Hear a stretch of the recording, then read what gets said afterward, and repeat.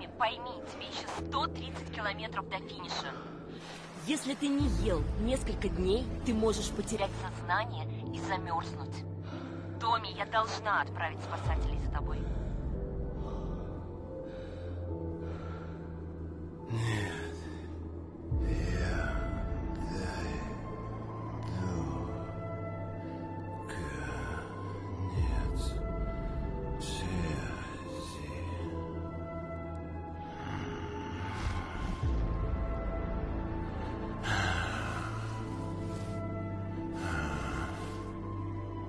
Хотя бы немного еды.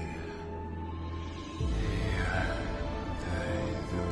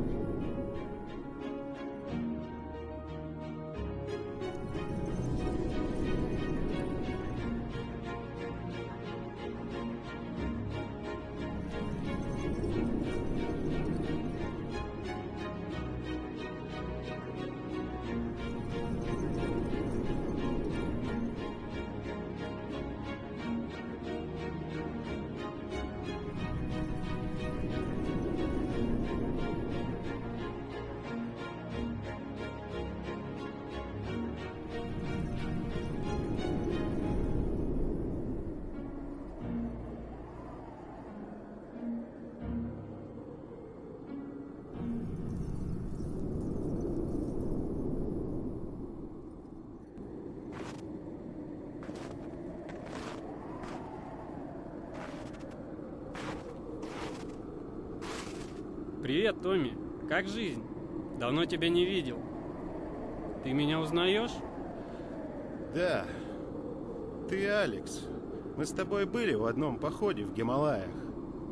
Придумываешь новые достижения?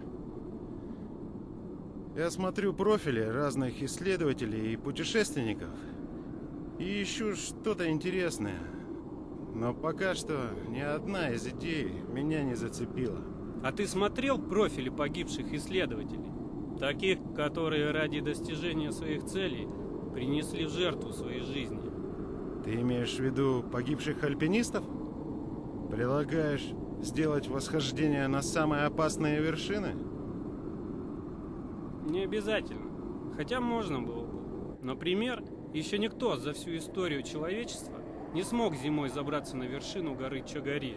Ты знаешь, я и так весь прошлый год провел в горах. И сейчас хотел бы чего-то другого. Какого другого? Опиши в 2 словах. Чего-то невозможного. И тебе не важно, какой будет уровень сложности и опасности? Важно. И чем выше, тем интереснее. Есть одна идея, но это реально невыполнимая задача. Какая? Что может быть прям таким невозможным? Ты слышал про Генри Уорсли? Да, слышал. Это полярник, который исследовал Антарктиду и в одной из экспедиций погиб. Точно. В той экспедиции он пытался стать первым человеком в истории, кто смог бы пешком в одиночку совершить трансантарктический переход. И умер. А ведь до финиша ему оставалось пройти всего 50 километров. Полностью пройти весь континент Антарктида с одного края материка до другого в одиночку и без чьей-либо помощи.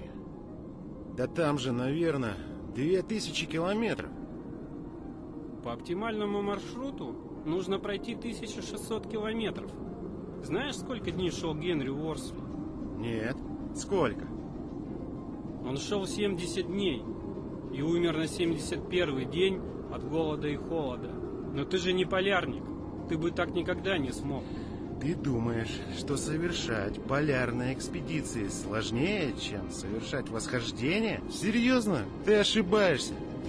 Горные восхождения, особенно на восьмитысячнике, это очень сложно.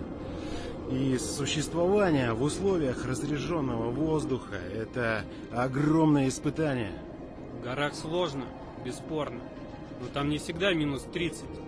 И в горах совсем другие расстояния. Да и вообще, полярники и горные восходители – это совсем разное. Полярники не забираются на вершины, а альпинисты не ходят по снежно-ледяным пустыням. Алекс, ты подал мне отличную идею. Я стану первым человеком в истории, который сумел совершить одиночный пеший переход Антарктиды с одного края до Южного полюса и затем до другого края без чьей-либо поддержки. И у меня не будет 71-го дня. И я сделаю это быстрее, чем за 70 дней. Чувак, ты совсем к этому не готов.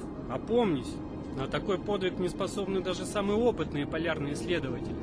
Я всегда готов. Я готов на 200%. Томми, ты сумасшедший.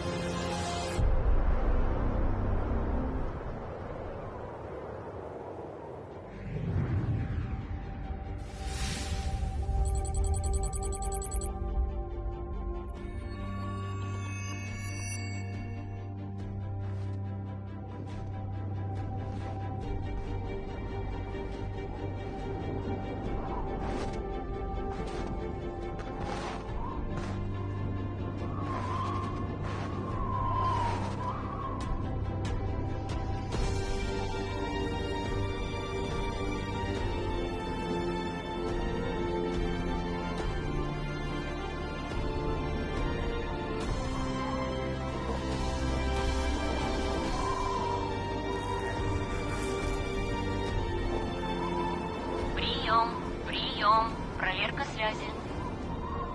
Жан, привет. Наконец-то все началось. Такое внутреннее возбуждение, что мне кажется, что я сегодня не усну. Понимаю тебя, Томми. У меня тоже. Ближайшие 2 месяца Я буду жить на корабле у ледников Антарктиды. И это так необычно. А представь, каково мне. Один, в Антарктиде. Ну, вообще-то ты не один. В нескольких километрах от тебя идет британец Крис Барт.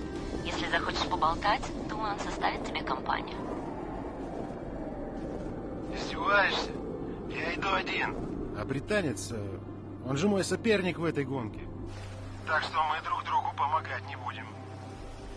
А общаться будете? Может быть, в какой-то момент Вы окажетесь рядом. Ни в коем случае. Первым человеком, пешком и в одиночку прошедшим Антарктиду, без какой-либо помощи, должен стать американец. Хорошо, Томми.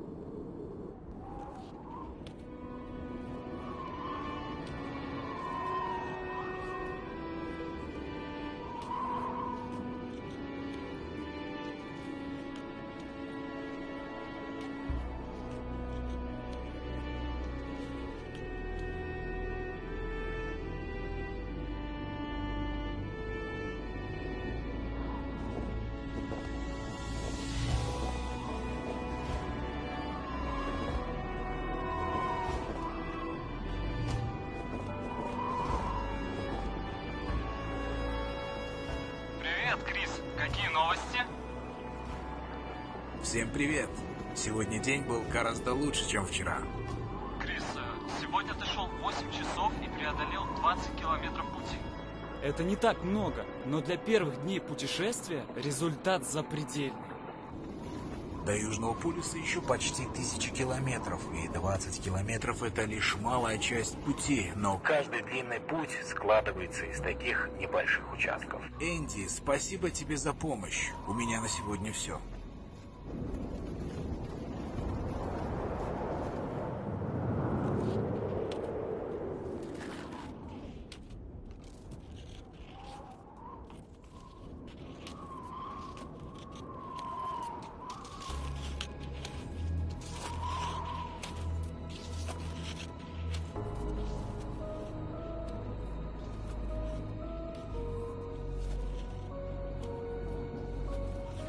Хорошая работа, Томми.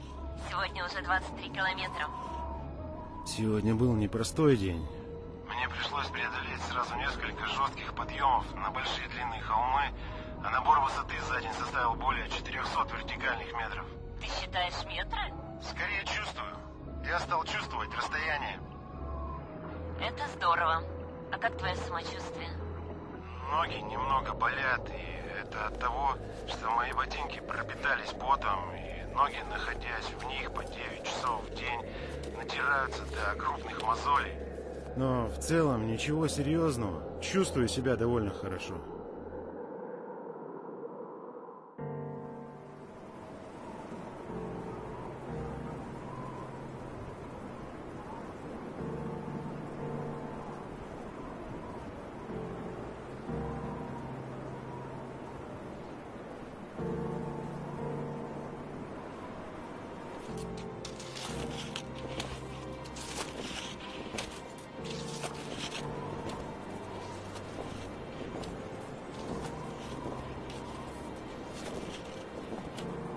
Крис, как дела? Скорость упала. Что-то случилось? Рано утром все было очень хорошо, чистое небо, температура минус 20 и легкий ветерок. Но затем в 10 часов утра все заволокло туманом, и я полностью потерял видимость. Все вокруг было совершенно белым, и мне стало намного труднее находить путь. Да, Крис, твои 4 главных врага в этом путешествии – это туман, ветер, холод и заструги.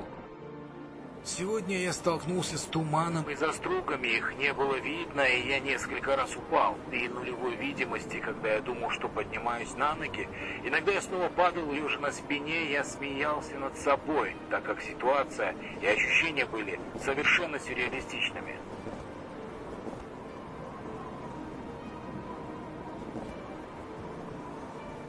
Я правильно понял, что ты решил компенсировать потерю скорости увеличением времени в пути? Да, я добавил немного больше времени в день на прохождение пути, и благодаря дополнительному часу за день я все-таки прошел не так мало. За день ты прошел 24 километра. Это больше, чем дистанция полумарафона. А учитывая, что сани все еще довольно тяжелые, это отличный темп. Сегодня я впервые решил послушать музыку, и это было здорово. Это помогло мне и в пути, и даже сейчас, отдыхая, я буду слушать аудиокниги и музыку до конца путешествия. Это все на сегодня. До связи, Крис.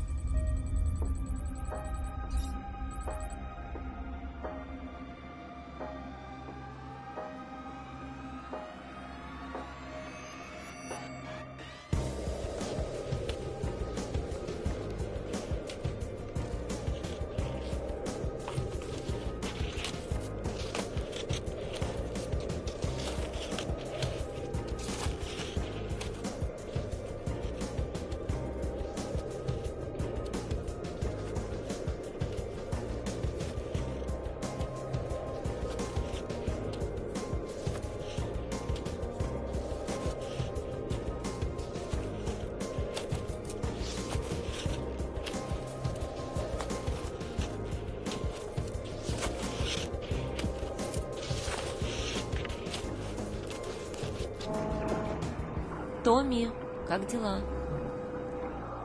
Привет, Жанна. Я сегодня адски устал.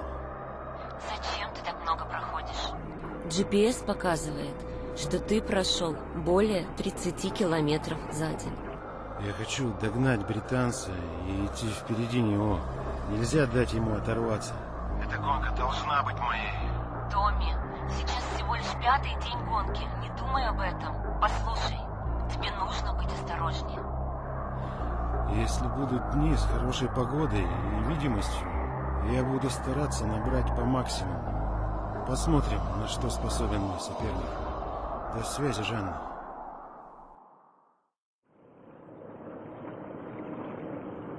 Приветствую, Крис. Сегодня ты просто ракета. Я проснулся этим утром и был немного удивлен, когда выглянул из палатки и увидел Томми. Американского парня, который пытается проделать то же путешествие, что и я. Оказалось, что он разбил свой лагерь в 500 метрах от меня.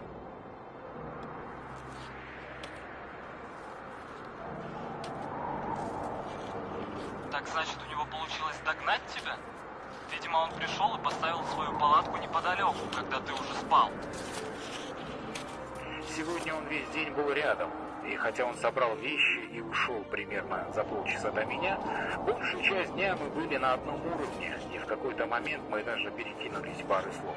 Но затем, чтобы сохранить наши путешествия одиночными, мы разошлись, и остаток дня держались на расстоянии около километра друг от друга. Его присутствие нервирует тебя?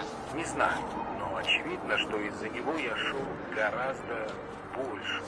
И сзади прошел 29 километров, а это довольно много на этом этапе пути, так как сани все еще очень тяжелые. Мой план экспедиции состоит в том, чтобы придерживаться своего собственного темпа, а не вовлекаться в прямую гонку. Хороших тебе условий в завтрашнем переходе. Завтра я буду слушать аудиокнигу, ведь в одиночном путешествии, когда ты слышишь голос, это уже компания. А из-за американца, я думаю, завтра будет еще один большой день. Я увеличу время пробега. А сейчас мне нужно поспать 6 или 7 часов.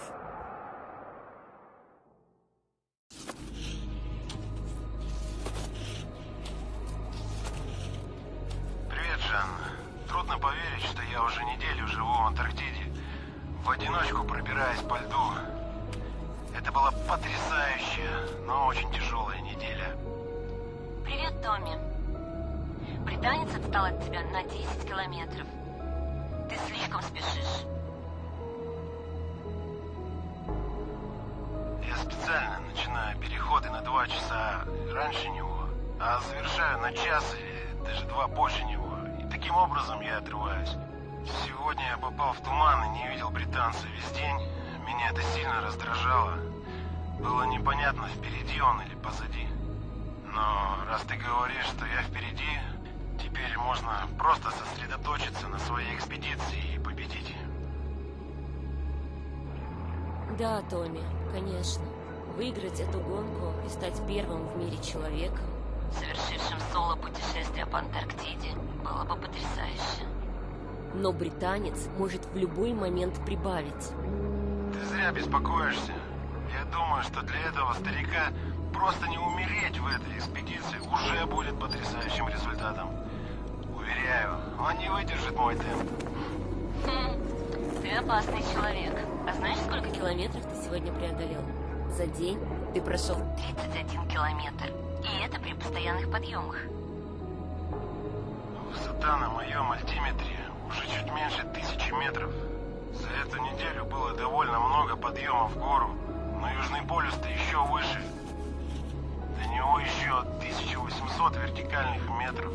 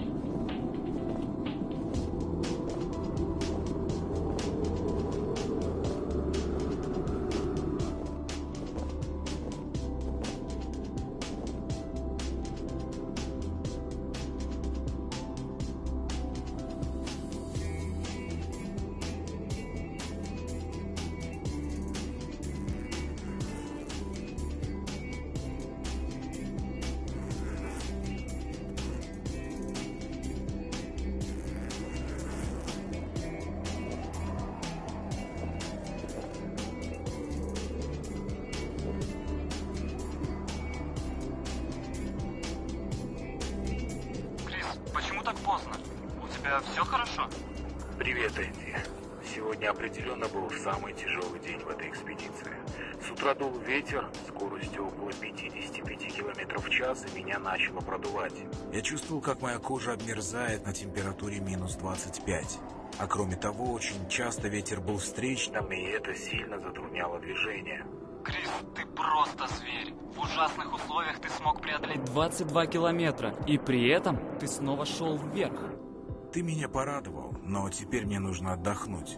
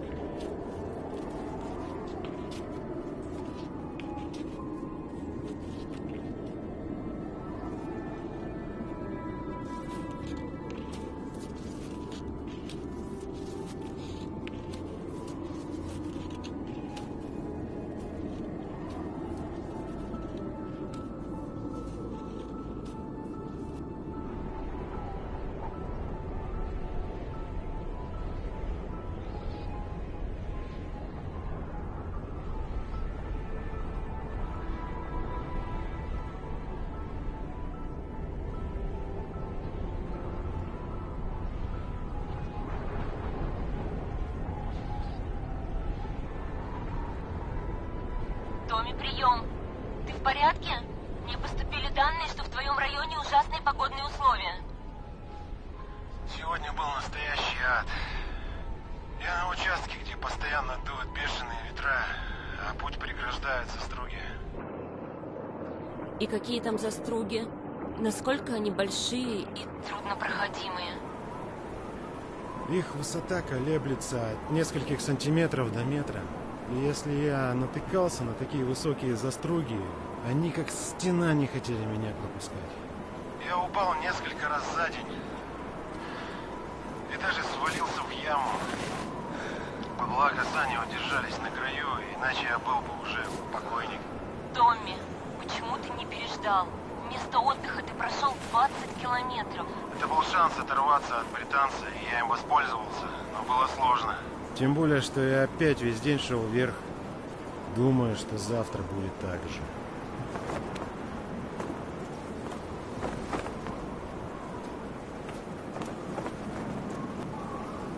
Добрый вечер, Энди. Сегодня был важный день, когда отсчет дней перешел на двузначные цифры. И вечером, когда я закончил переход на лыжах, мне было действительно очень приятно взять еду и свернуть пустой пакет для еды на 10 дней. Приятно знать, что сани уже на 12 килограмм легче, и это здорово.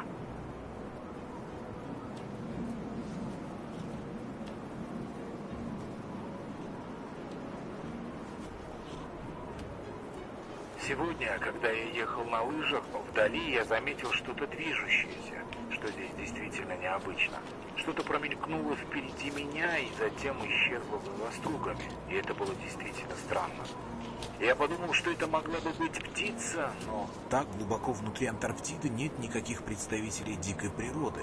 И тогда я решил узнать, что это, и начал двигаться в том направлении, где я видел движение. И ты просто не представляешь, что я увидел, когда добрался туда. Неужели ты догнал Томми?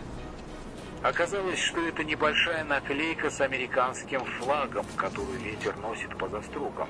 Видимо, она отклеилась от саней Томми, но мне не хотелось, чтобы американец оставлял мусор в Антарктиде. Так что я поднял эту наклейку и убрал ее в карман, как маленький сувенир.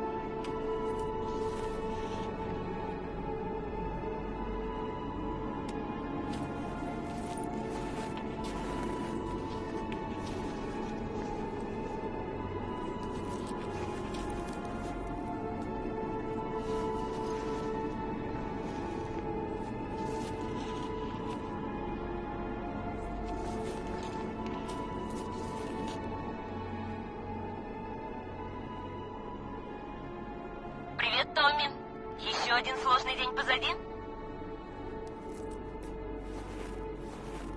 Ад продолжается. В тот момент, когда ты думаешь, что ситуация не может быть более сложной, Антарктида решает поднять ее на новый уровень. Я вышел из палатки сегодня утром и осознал, что видимость нулевая. Я не мог видеть землю, на которой я стоял. Не принимая во внимание, что я все еще нахожусь на территории Заструг, это стало большой проблемой. И что ты сделал? Ты все преодолел? В тот момент я понял, что впереди будет целый день. Когда я, по сути, буду идти через ледяную полосу препятствий со связанными глазами и с санями за спиной. В этот момент я немного запаниковал и стал думать, стоит ли идти вперед в таких условиях. Когда прогресс будет минимальным, а риск пораниться, упасть, вывихнуть плечо или порвать связку очень высок. Но, отбросив сомнения, я решил пойти и попробовать.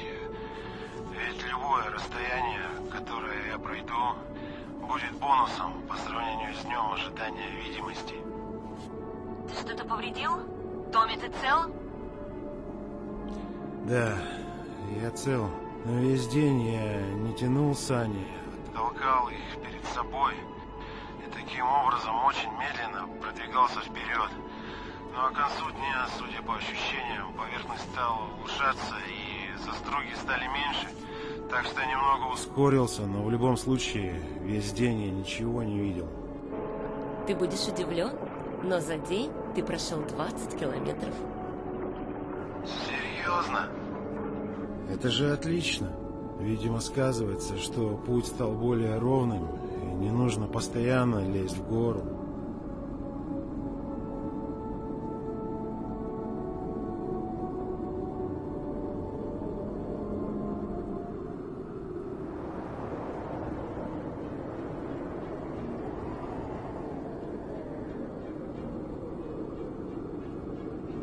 Привет, Крис. Как день? Как все-таки сильно один день может отличаться от другого. Сегодня видимость была намного лучше, и я хотя бы мог видеть, куда идти. И это стало большим бонусом. Тебе уже видны горы Пенсакола? Да, вдали виден горный хребет и несколько нунатаков. Вообще, каждый раз, когда я вижу нунатаки, они меня поражают.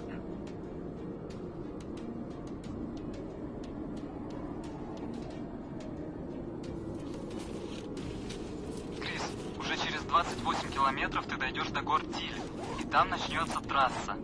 Отлично. Я смогу забыть про эти бесконечные заструги и прибавить темп. Я заметил, что когда я вижу что-то на горизонте, и день ото дня оно растет и становится все больше, это дает мне ощущение прогресса и движения вперед. Так что с нетерпением жду возможности увидеть горы Тиль.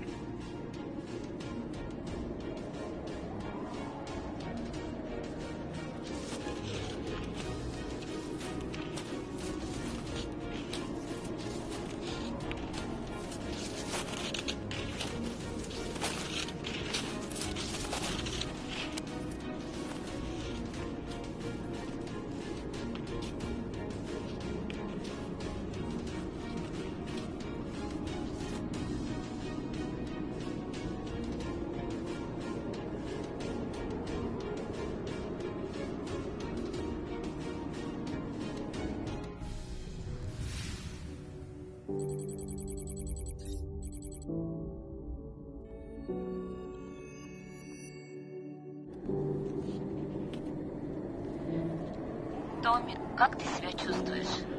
Привет, Жанна. Сегодня у меня был очень странный день, состоявший из 3 частей. Утром я вышел на маршрут и несколько часов шел, пока не понял, что я дико устал. Тебя можно понять, ведь ты уже 2 недели в пути. Дело не в этом. У меня в жизни было много экспедиций, и 14 дней это не так много. Но раньше, во всех прошлых путешествиях, у меня было время отдохнуть. Британец не дает тебе расслабиться?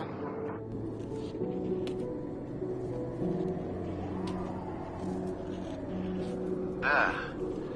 Чтобы не пропустить его вперед, я иду слишком много, и усталость накапливается огромным комом.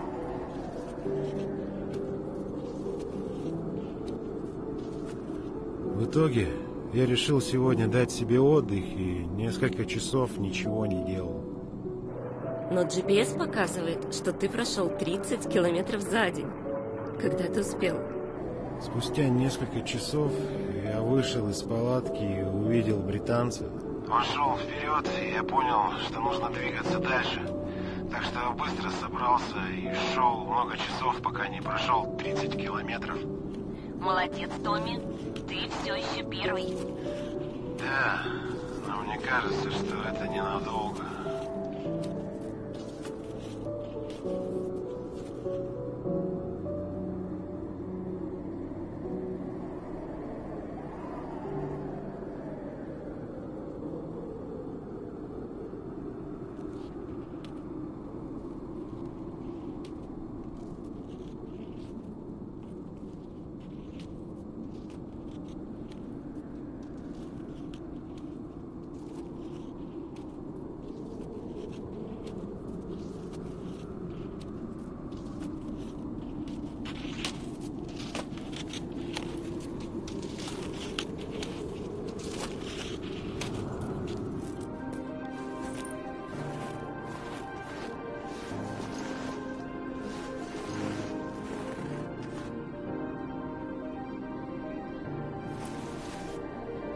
С возвращением в гонку, Крис. Спасибо, Энди. Я снова впереди. Похоже, у американца начались проблемы с физикой. Наверное, он просто устал. А как у тебя получается работать столько дней подряд, не снижая темпа? Я уже проходил Антарктиду пешком, и Гренландию проходил, и для меня жизнь в таких условиях, когда есть Палатка и еда — это комфортно.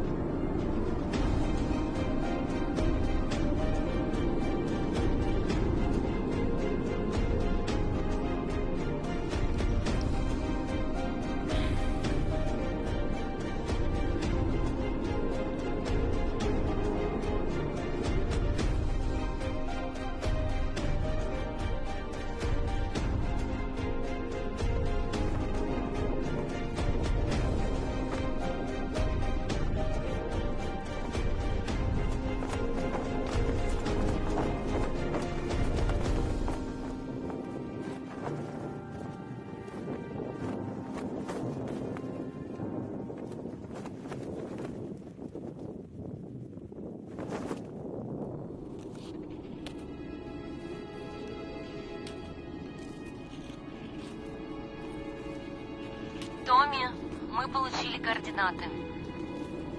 И как мои дела? Сегодня ты прошел 22 километра пути. И в сумме за 19 дней пути ты уже преодолел 450 километров. Но англичанин впереди. А на сколько километров вперед ушел британец? Да не так много. Всего на 50 километров. Ничего себе! Это же 2 дня пути. И почему он не отдыхает? Как же мне теперь его догнать? Может быть, нужно идти больше часов в день? Или нужно идти быстрее?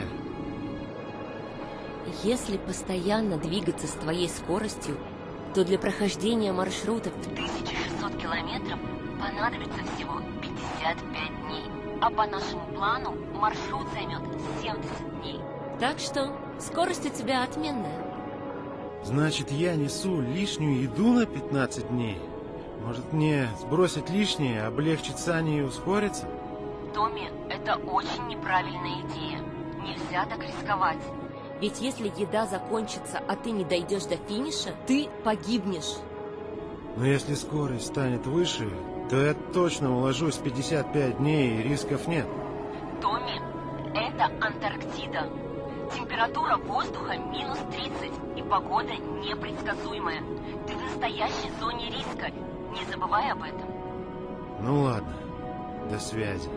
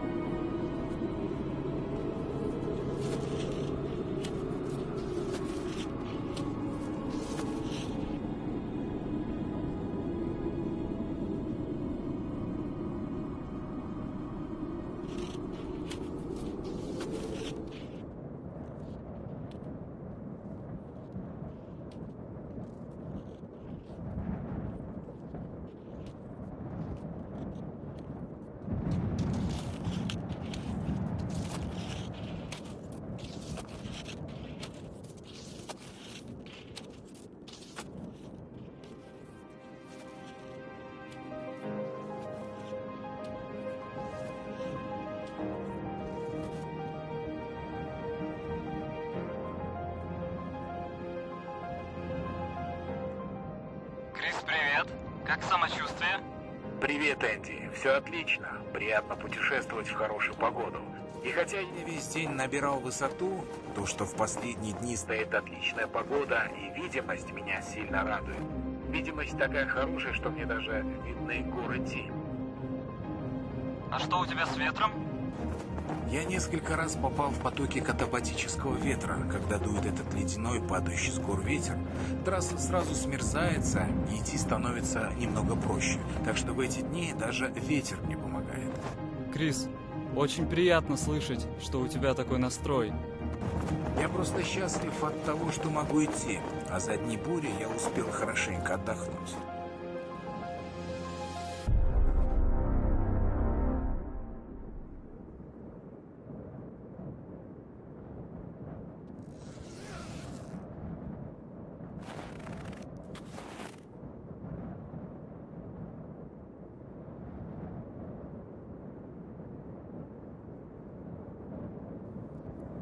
Томми, как успехи? Привет, Жан. Все хорошо. Снега нет, сани легкие. Набор высоты умеренный, но немного мешает туманность. Ты решил идти и быстрее, и дольше? Да.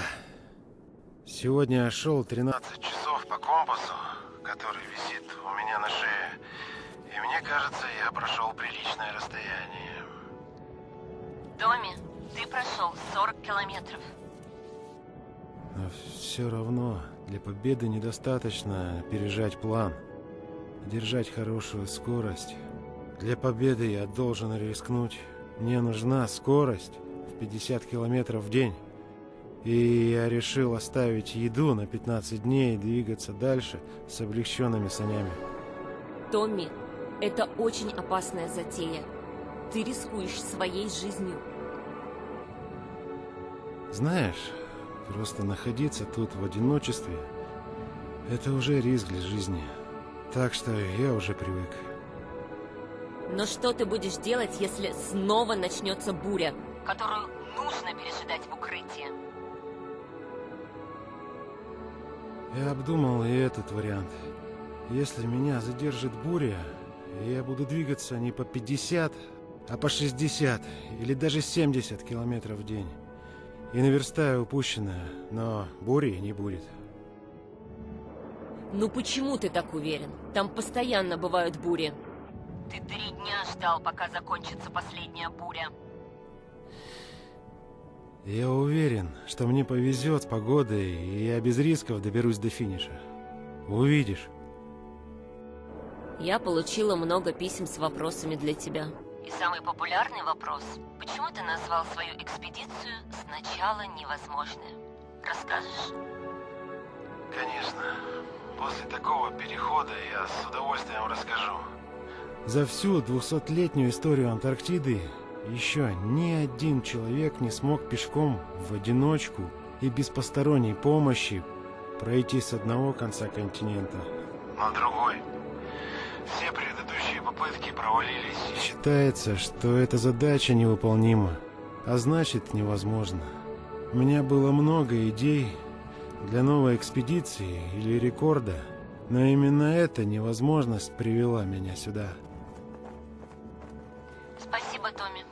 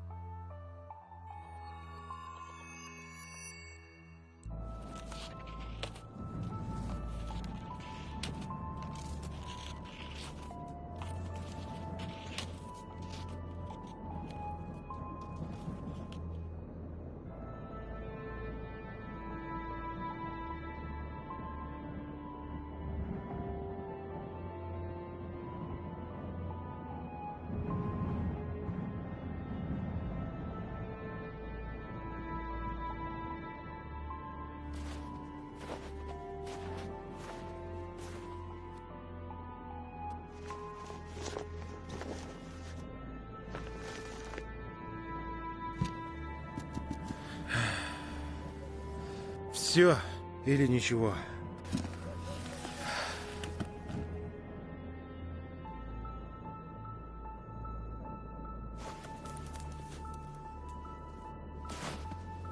Погодка не радует, да, Крис?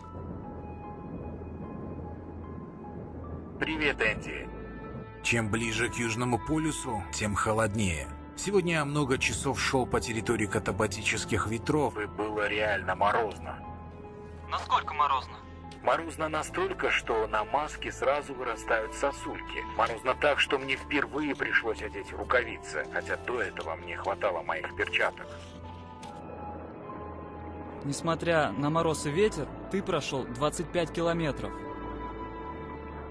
Дистанция очень хорошая для такого ветреного дня. Есть новости про американца? Давно его не видел.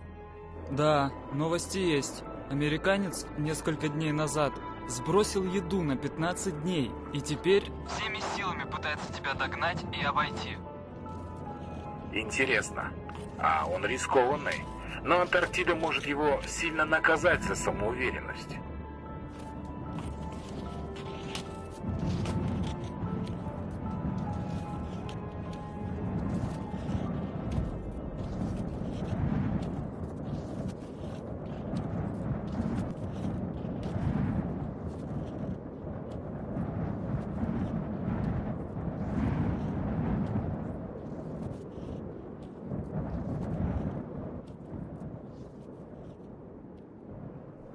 Томми, тебе очень везет с погодой.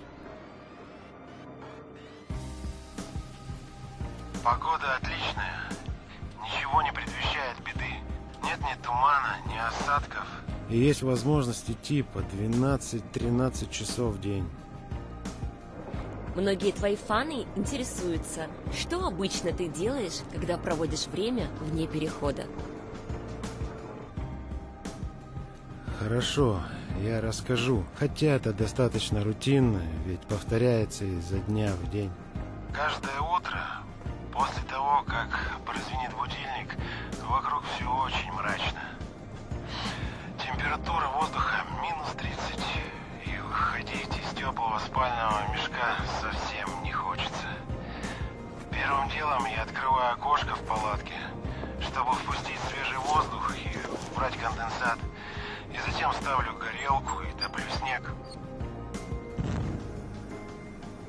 Как много воды требуется приготовить на каждый день?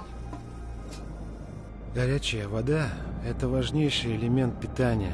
Ведь вся моя еда – это высушенные сублиматы. И порошки. Удивительно то, как мало воды в снеге. Чтобы натопить 3,5 литра воды, у меня уходит около часа. Ты каждый день выпиваешь 3,5 литра воды? Да, пол-литра за завтраком. По литру наливаю в 2 термоса на обед и ужин. И еще 1 литр уходит на то, чтобы приготовить горячий шоколад, который я пью в течение дня. Но это только половина утренней рутины. А вторая половина – это гигиена? Да, Жанна, ты и сама могла бы дать ответ фанам вместо меня. Каждое утро я раздеваюсь и выхожу на мороз, чтобы искупаться в снегу. После этой процедуры я 30 минут отогреваюсь. И затем за 15 минут собираю и упаковываю в сани все свои вещи и ухожу.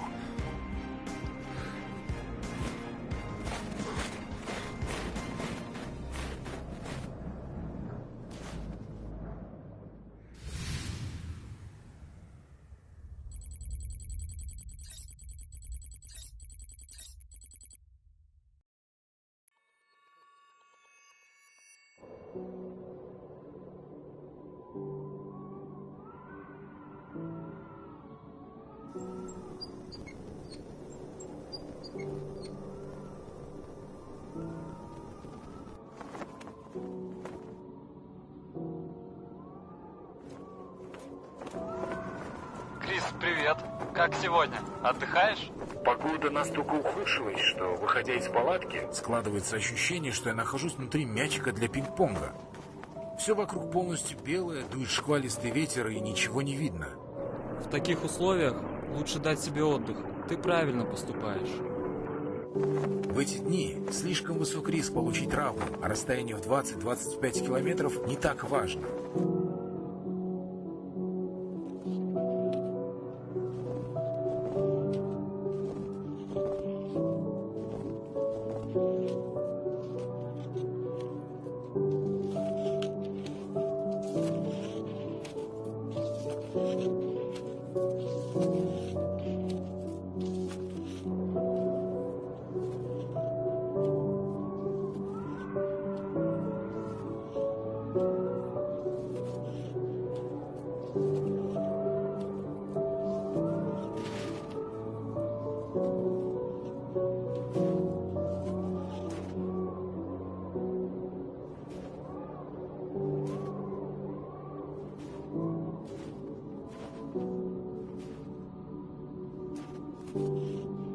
Томми, погода в твоем районе катастрофическая. Как ты справляешься? Привет, Жанна. Похоже, мое везение кончилось, и теперь я на черной полосе.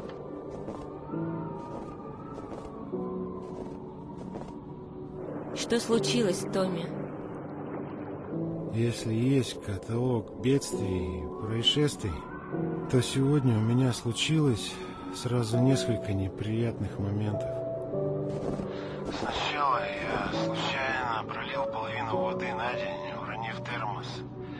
Затем у меня сломалась одна лыжная палка, но самое худшее было потом. В ужасном тумане я не увидел яму и упал в нее лицом вниз. Идти с одной палкой в такую непогоду невозможно. Нужно починить палку. Эти 10 километров не стоили того. Ты играешь на грани фола, Томми. Но теперь придется рисковать и идти в любую погоду. Ничего, я потерплю несколько дней, и непогода закончится.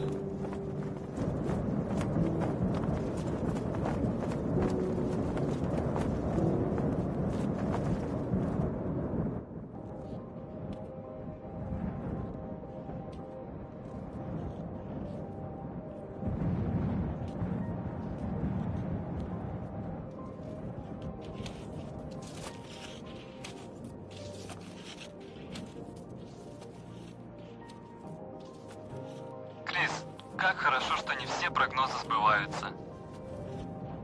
Привет, Энди. Это точно. Вместо бури и ветра сегодня было тепло и безветренно. И я быстро ехал на лыжах. Тепло? Это сколько?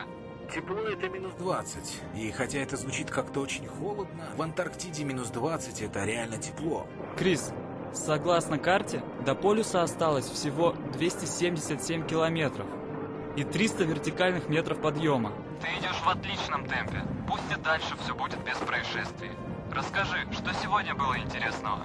Спасибо, Энди. Я, как обычно, весь день шел вперед, Но в какой-то момент неожиданно я увидел что-то перед собой. Это была потрясающая белоснежная птица размером с голубя, с маленьким черным клювом, которая буквально трепетала передо мной. Ты уже почти на Южном полюсе, и тебе удалось встретить там живую птицу? Да, Энди. Когда я ее встретил, я был очень удивлен, но самое смешное, что птица была удивлена не меньше. Я хотел привлечь птицу и сфотографировать, но не успел. Поднялся ветер и унес птицу. Очевидно, что ее принесло именно ветром, Так как невозможно залететь так далеко вглубь Антарктиды. Ты с таким воодушевлением рассказываешь про эту встречу, словно она была очень важна для тебя. Я не самый верующий человек, но если когда-нибудь кто-нибудь решил бы прийти с того света, чтобы навестить меня и посмотреть, все ли со мной в порядке, то это был как раз тот случай. Эта встреча сделала мой день. Весь его остаток я провел, думая о ней. Знаешь, это был такой удивительный момент, и я действительно им наслаждался. Если это был кто-то, я точно знаю, кто это был.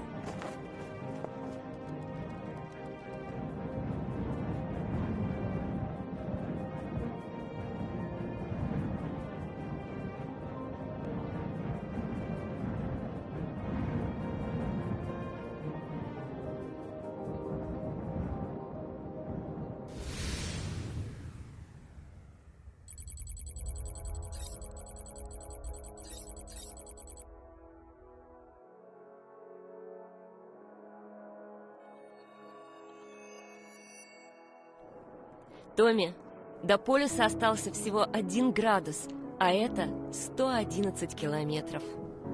Привет, Жанна. Я уже чувствую приближение к полюсу. Из-за давления? Нет, ты знаешь, много путешественников долетают на самолете до этого последнего градуса. Затем на лыжах проходит 1 градус за несколько дней и, доходя до полюса, чувствуют себя героями.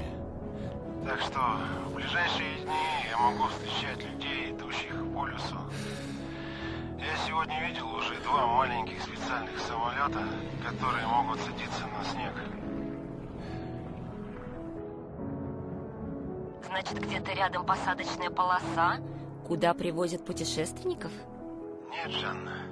Тут летают специальные самолеты, которые пригодны для взлета с неподготовленных площадок и широко используются на аэродромах с короткими взлетно-посадочными полосами. На этих самолетах богачей отвозят прямиком к Южному полюсу Они фотографируются там. и летят обратно. От того, что они летят очень низко, кажется, что они идут на посадку, и ощущение такое, что полюс совсем рядом.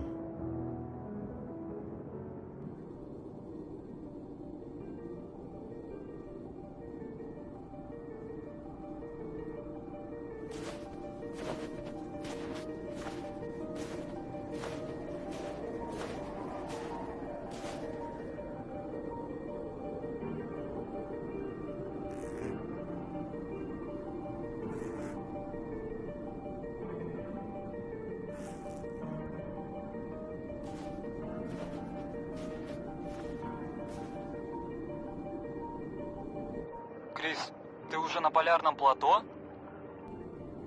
Я наконец-то добрался до 88 градуса, и теперь я иду по полярному плато, так что идти стало гораздо проще. Ты удивишься услышать это, но американец обогнал тебя. Он уже на 30 километров впереди, но его сани легче, так что разница в скорости объяснима. Удачи ему, а моя следующая цель — это... Это 89 градус. Крис, я проверил и выяснил, какую птицу ты встретил на днях. Тот вид птиц называется снежный буревестник. Спасибо, Энди. За эти дни я много думал о той довольно сюрреалистичной встрече.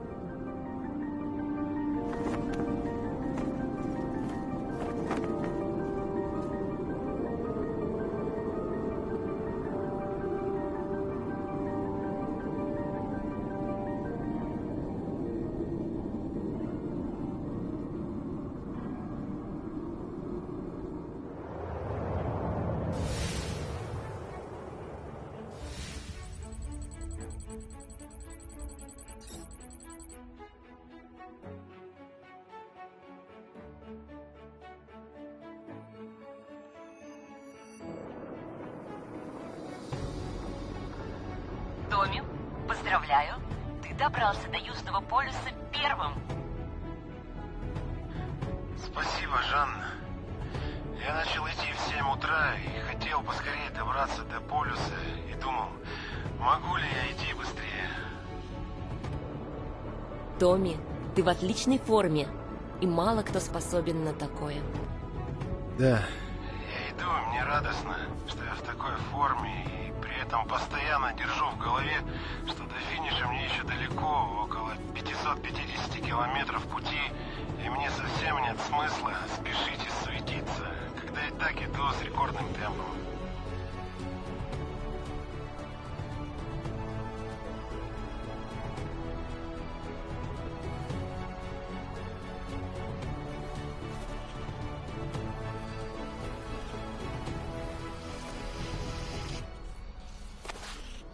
добрый день. Здравствуйте.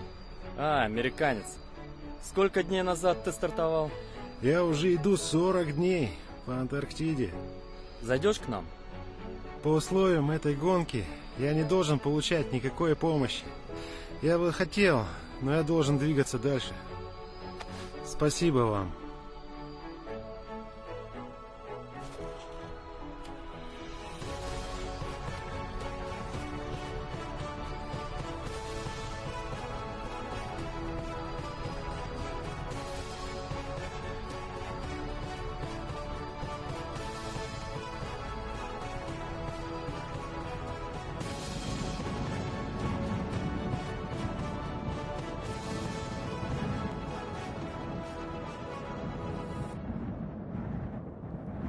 Крис, поздравляю тебя с прохождением Южного полюса.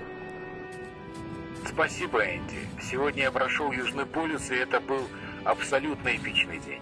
Очень насыщенный и полный событий. Судя по расстоянию, на котором ты был вчера, ты должен был дойти до полюса только завтра утром. Ты решил ускориться?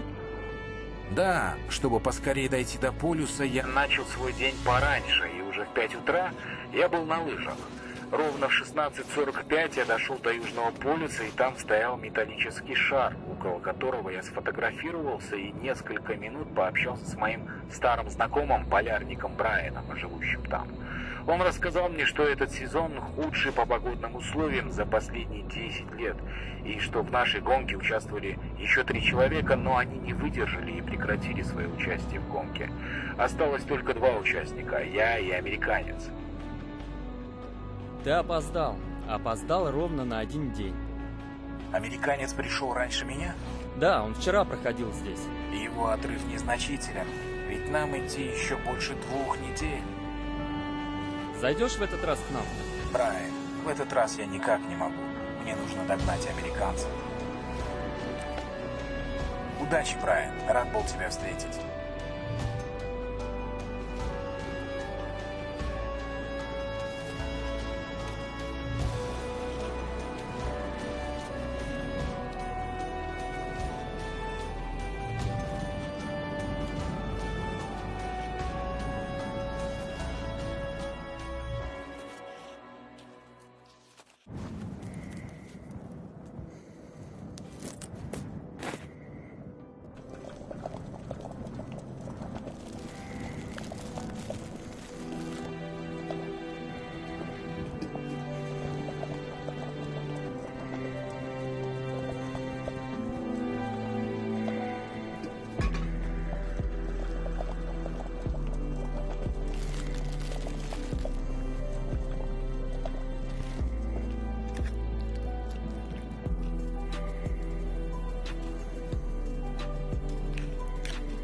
Томми, как продвигается твое путешествие? На сколько дней у тебя осталось еды? Еды всего на 8 дней. Но если от полюса до финиша еще 550 километров, и я буду идти по 55 километров в день, я могу немного уменьшить порции и растянуть еду на 10 дней. Томми, будь очень экономен в еде. Тебе обязательно должно хватить еды до финиша. Хорошо, Жанна. Буду есть 4000 килокалорий в день вместо 6000. Но из-за того, что иду без отдыха, Этого не хватает. Тебе не следовало выкидывать еду. Ускоряйся. Да, я понимаю, но что сделано, то сделано. Снова приходится все время идти вверх. Но сегодня было одно интересное зрелище. Утром, выйдя из палатки, я увидел обалденный паргелий. И он был в небе почти весь день. Вид этого паргелия был просто фантастический.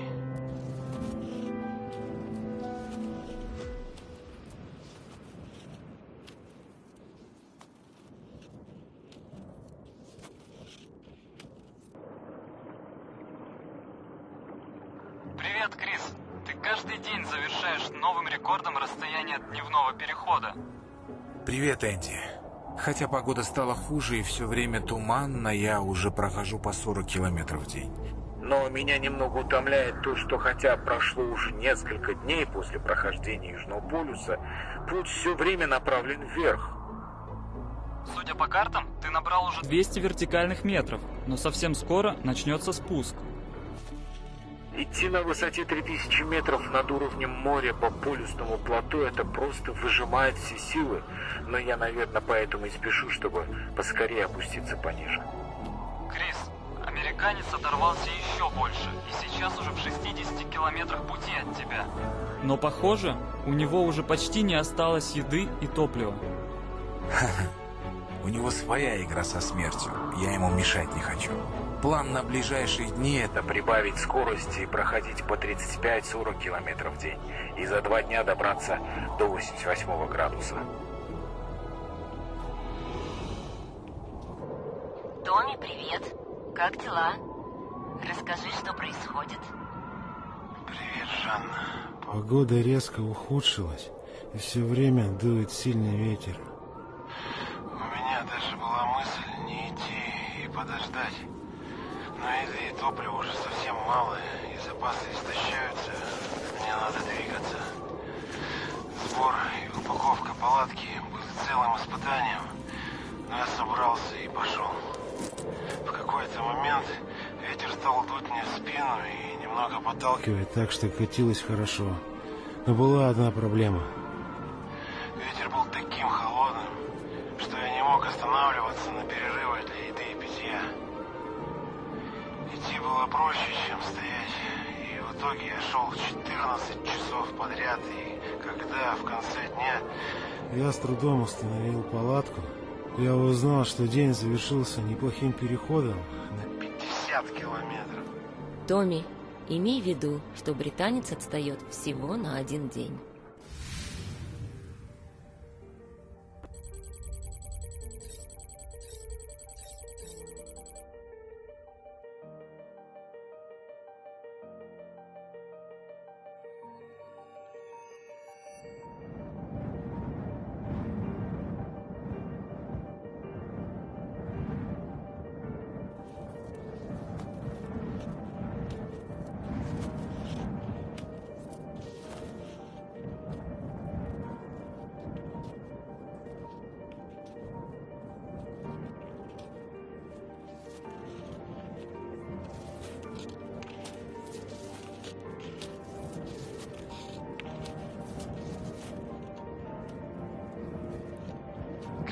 Поздравляю с завершением 7-й недели экспедиции.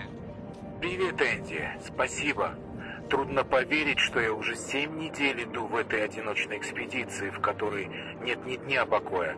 А эта дурацкая гонка, в которой я невольно участвую, отбирает всю энергию. Крис, все твое путешествие я удивляюсь тому, на что Способно человеческое тело, и как много испытаний оно может выдержать. В этом я полностью С тобой согласен, Энди. Я иду на лыжах почти каждый день, от 11 до 13 часов в течение 7 недель. и мое тело держится. Весь день был ветер в спину, и я прошел 41 километр. Но самое важное то, что наконец-то начался спуск. За день я сбросил 180 метров. Это впервые за 49 дней экспедиции. Отлично, Крис. Совсем скоро ты выйдешь с полярного плато, и начнется последний участок. когда высоты не будет, исчезнут симптомы высотной болезни. Я так жду этого момента, ведь даже мое тело понемногу сдает позиции. Например, днем мне пришлось остановиться, так как что-то мешало в ботинке. И оказалось, что это уже 3-й ноготь отпал с ноги. В этих ботинках мои ноги целыми днями стучат. Но это неотъемлемая часть полярной экспедиции. Скоро ты дойдешь до 87 градуса, а финиш на 85 градусах 28 минутах на крупнейшем шельфовом леднике Антарктиды, на шельфовом леднике Росса.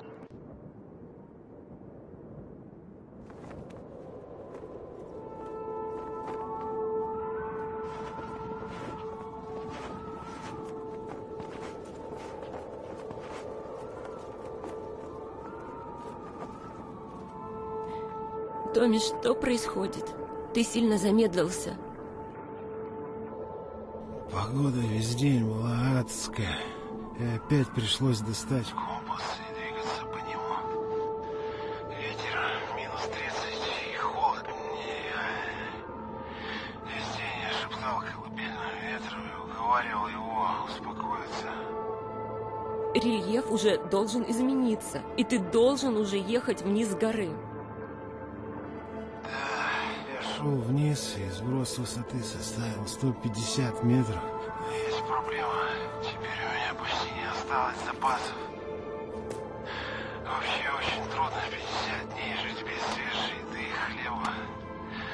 У меня сейчас настоящая жажда еды, и я жду, когда смогу в первый раз вкусно поесть после финиша. Томми, скажи честно, сколько у тебя осталось еды?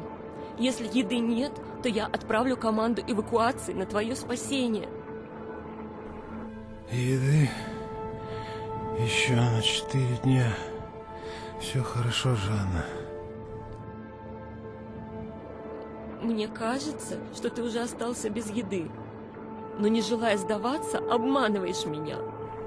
Жанна, до финиша уже меньше 200 километров.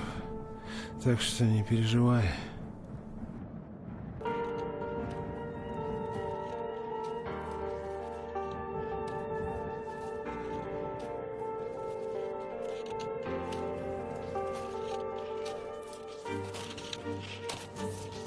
Крис, добрый вечер. Ты уже пересек 87 градус.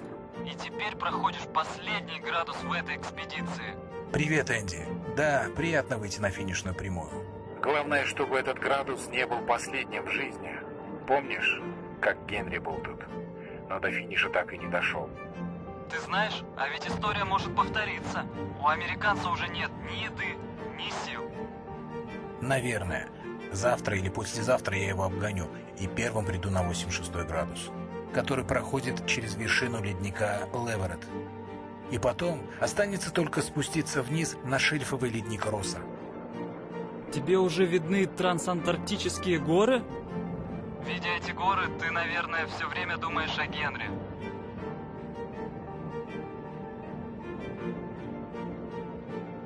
Да, так и есть.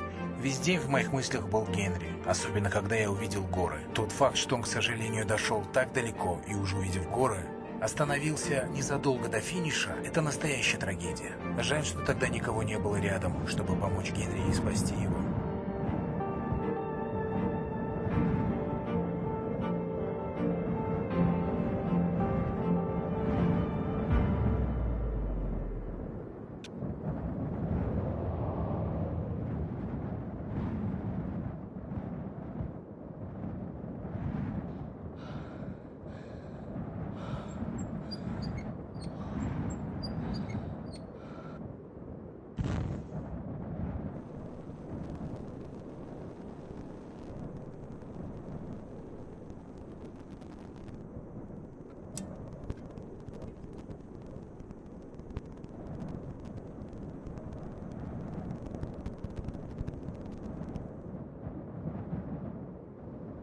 Томми, прием! Почему ты не двигаешься? Я попал в бурю. Придется переждать некоторое время. Мне уже отправлять спасателей. Ты готов сдаться? Нет. Но ведь твоя ставка на хорошую погоду не сыграла. Зачем умирать? Дай мне еще пару дней.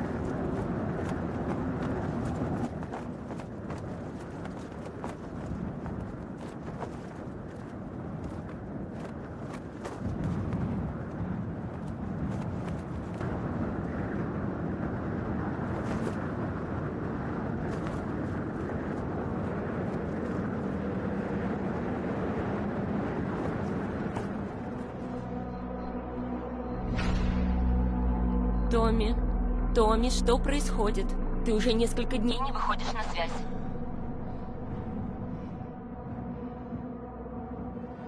Жанна, я просто экономлю силы. Нужно поскорее добраться до финиша. И я почти не отдыхаю. Томми, тебе еще 130 километров до финиша. Если ты не ел несколько дней, ты можешь потерять сознание и замерзнуть. Я должна отправить спасателей.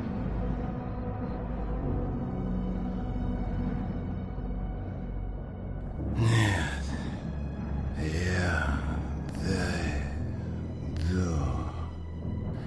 Конец связи.